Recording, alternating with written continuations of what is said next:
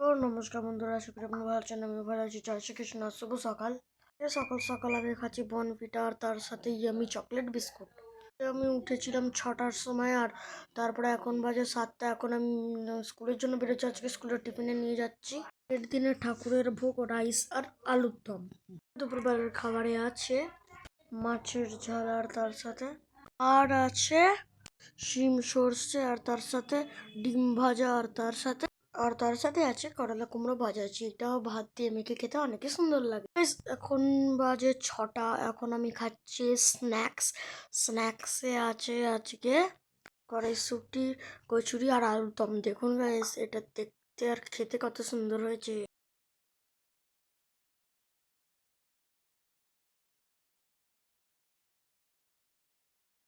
বাজে 8টা। এখন আমি খাচ্ছি ঝালমুড়ি। এটা ফুললি হোমমেড। আপনাদের ব্লগটা ভালো লাগছে, ভালো লাগলে একটা সাবস্ক্রাইব করে দেবেন। কালকের ব্লগে অনেক মজা লাগবে, তো আপনারা দেখবেন।